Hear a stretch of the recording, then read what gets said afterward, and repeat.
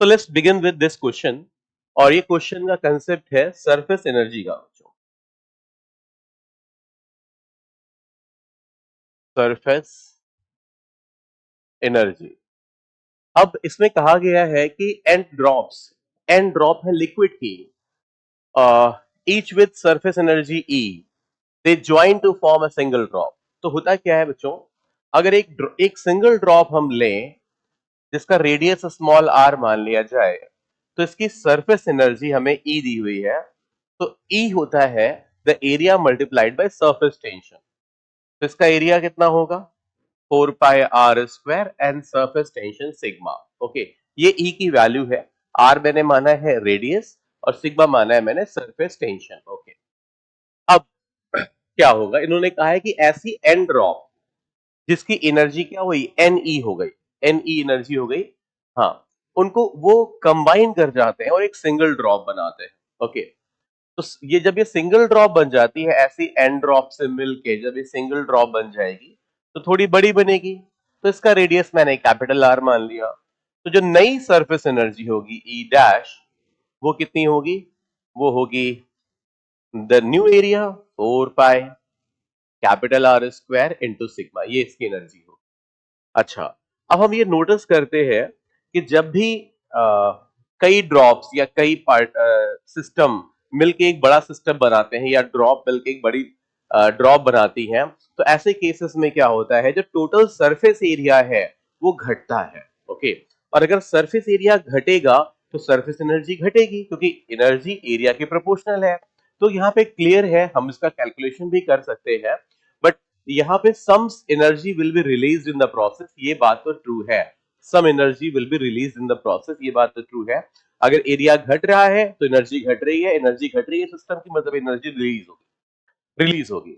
अब कितनी energy release होगी वो पूछा गया है ऑप्शन सी और डी में, तो इसको हम कैलकुलेट करते हैं।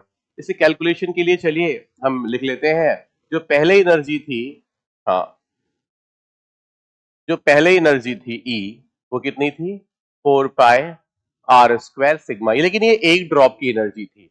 एन ड्रॉप में इसका एन टाइम्स एनर्जी होगी, total energy will be n times E. Okay, अच्छा, अब बाद में कितनी एनर्जी है, तो बाद में जो एनर्जी है वो है 4 pi nu radius square into sigma. अब एक ही ड्रॉप है, okay, यहां तो एन ड्रॉप है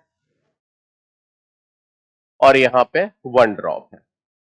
लेकिन जब एन ड्रॉप मिलके एक ड्रॉप बनती है तो कोई भी मैटर सिस्टम से बाहर नहीं जाता, ना ही नया मैटर उसमें आता है। मतलब हम कह सकते हैं कि सिस्टम में जो कंटेंट है उसका जो मास है वो कंजर्व्ड है।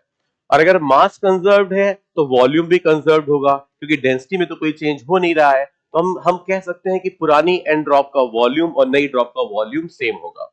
तो एन ड्रॉप का वॉल्यूम वही हो जाता है ये 4/3, n times 4/3 pi small r cube. ये बन जाएगा 4/3 एक ड्रॉप का वॉल्यूम, और ये बराबर है, ये कैंसिल हो गया। तो हमें यहां से मिल जाता है the new radius is equal to n⁻⁴ r. अब देखिए ये वैल्यू मैं यहां पे रख देता हूं, तो ये वैल्यू यहां पे रखने पे बन जाएगा 4 pi small r square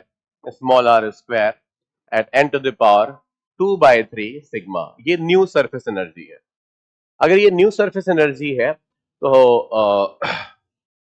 okay, अब हम देख पा रहे हैं यहाँ पे कि पुरानी टोटल सरफेस एनर्जी कितनी थी। ओके, तो जो पुरानी टोटल सरफेस एनर्जी थी वो इसका एन टाइम्स थी। ओके, इसको मैं ई लिख सकता हूँ, दिस इज इक्वल टू ई। तो ये टर्म मुझे यहां भी दिख रहा है, यहां भी दिख रहा है, तो मैं इसको लिख सकता हूँ ई टाइम्स n⁻²/3। अब क्लियरली n⁻²/3 n से कम होगा, रियल लाइक n से कम होगा। और अगर ये n से कम है, इसका मतलब है कि नई एनर्जी कम हो गई है। तो एनर्जी रिलीज क्या होगी, तो एनर्जी रिलीज होगी डेल्टा ई। ये होगा ओल्ड एनर्जी जो कि क्या थी, n E, minus new energy which is n⁻²/3 E. तो इसका डिफरेंस अगर हम निकालेंगे तो जो सही ऑप्शन हमें मिलेगा वो ये मिल जाएगा, सी। सी हमारा मैच कर रहा है, तो C is the correct answer. So correct answer है ए एंड सी।